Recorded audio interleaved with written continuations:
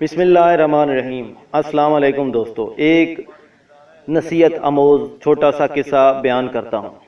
ایک فقیر بہت مفلس و کنگال تھا۔ اس کی دعا رب تعالیٰ سے یہی تھی کہ تو نے مجھے بغیر مشقت کے پیدا کیا ہے، اسی طرح بغیر مشقت کے مجھے روزی بھی دے۔ وہ مسلسل یہی دعا مانگا کرتا تھا۔ اللہ تعالیٰ عز و جل نے اس کی دعا قبول فرمائی۔ اسے خواب آیا کہ تو ردی والے کی دکان پر جا، وہاں بسیدہ کاغذوں میں سے تجھے ایک کاغذ ملے گا، اسے لے آ اور تنہائی میں پڑھ۔ صبح اٹھ کر وہ ردی کی دکان پر گیا۔ ردی میں سے وہ تحریر یعنی گنج نامہ تلاش کرنے لگا۔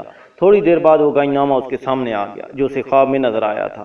اس نے وہ کاغذ دکاندار سے لیا، تنہائی میں اس کاغذ کو پڑھا۔ اس پرچے میں تحریر تھا کہ شہر سے باہر ایک مزار ہے، ادھر ہی خزانہ دفن ہے۔ مزار کی طرف پشت اور منہ قبلے کی طرف کر کے تیر کو کمان میں رکھ، جہاں پر تیر گرے وہاں خزانہ دفن ہوگا۔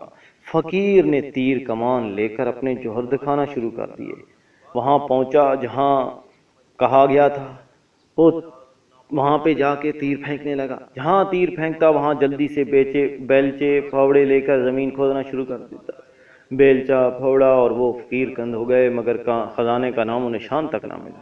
وہ روزانہ اسی طرح عمل کرتا رہا، تیر پھینکتا رہا، زمین کھودتا رہا، مگر خزانے کا نام و نشان تک نہ پا سکا۔ فقیر کے اس پروگرام کا علم بادشاہ وقت کو ہوا۔ بادشاہ نے اسے طلب کیا۔ اس نے ساری کہانی بادشاہ کو سنا دی اور کہنے لگا کہ جب سے خزانے کا پتہ پایا ہے تلاش میں ہوں، سخت محنت و مشقت کر رہا ہوں، لیکن خزانہ میرے نصیب و مقدر میں نہیں ہے۔ بادشاہ نے فقیر سے وہ گنج نامہ لے لیا۔ خزانہ پانے کے لیے بادشاہ نے بھی تیر چلانے شروع کر دیے۔ 6 ماہ تک بادشاہ بھی تگ و دو کرتا رہا، مگر خزانہ ہاتھ آنا نہیں تھا، نہ آیا۔ بادشاہ سلامت بھی نا امید ہو کر وہ گنج نامہ فقیر کو واپس کر دیا۔ فقیر نے پھر اللہ تعالیٰ کی طرف رجوع کیا، عاجزی و انکساری اور آنکھیں اشبار کر کے اللہ تعالیٰ کی بارگاہ میں گیا اور دعا کی، اے اللہ، میری دعا سے، میری سمجھ سے یہ عقدہ بالا تر ہے، میں راز کو نہیں پا سکتا، تو خود ہی کمال مہربانی سے اسے حل کر دے اور مجھے خزانے تک پہنچا۔ جب وہ عاجز ہو کر بارگاہ الہی میں سچے دل سے گر پڑا تو آواز آئی، میں نے تجھے تیر کو کمان میں رکھنے کو کہا تھا، تجھے تیر چلانے اور کمالات دکھانے کا نہیں کہا تھا۔